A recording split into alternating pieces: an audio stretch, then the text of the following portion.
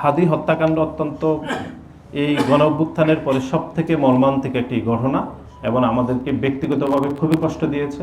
জনাব হাদি আমাদের সাথে জুলাই আগস্টে আমরা আন্দোলন করেছি এবং আন্দোলনের পরে জুলাই আগস্টের পরে ব্যক্তিগতভাবে আমাদের সাথে বহুবার যোগাযোগ কথাবার্তা হয়েছে।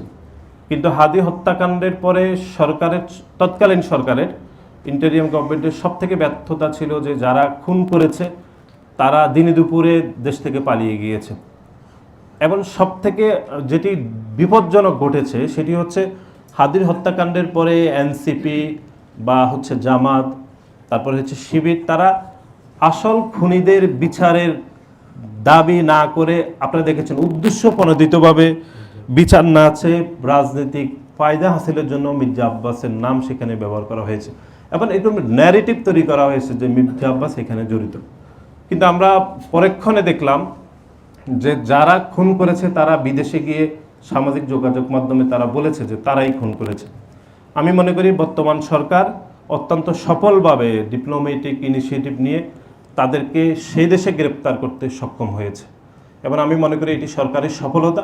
কিন্তু আপনারা দেখবেন যে তারা গ্রেপ্তার হওয়ার পরেও আমরা দেখলাম ইনকিলাব মঞ্চ এমনকি জামাত বা শিবিরের নেতৃবৃন্দরা সরকারকে কিন্তু ধন্যবাদ দেয়নি, তারা বরং রাজনৈতিক উদ্দেশ্য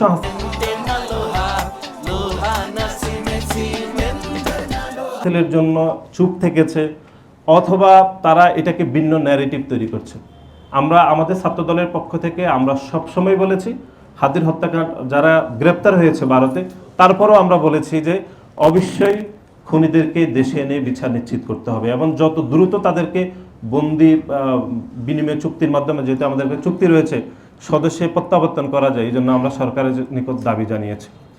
তো এটি একটি রাজনৈতিক বিষয়। যা হোক, আমি ব্যক্তিগতভাবে মনে করি যে নোয়াখালীর সাংবাদিকরা, বিশেষ করে নোয়াখালী প্রেস ক্লাব, আপনারা সকলে ঐক্যবদ্ধ থাকবেন। এখানে অনেক দিন ধরে আমি শুনেছি যে ছোটোখাটো একটু রয়েছে।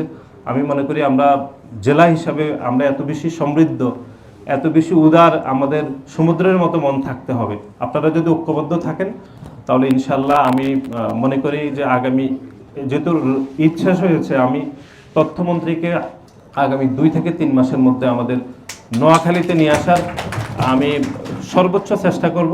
এরপরে আপনারাই আপনাদের দাবি জানাবেন। ওনার সাথে আমার ব্যক্তিগতভাবে সুসম্পর্ক রয়েছে, উনি খুবই মেধাবী মানুষ। আমি ওনাকে এখানে একটি সেমিনার বা অন্য কোনো বিষয়ে আলাপ আলোচনার মাধ্যমে আমি ওনাকে এখানে ইনভাইট করব, আমাদের এমপি মহোদয়ের সহযোগিতা নেব। তারপরে আপনারা দাবি দাওয়া যদি ঐক্যবদ্ধভাবে করতে পারেন, ইনশাল্লাহ আমি মনে করি যে এটি সম্ভব হবে আমাদের সকলের অক্লান্ত প্রচেষ্টায়।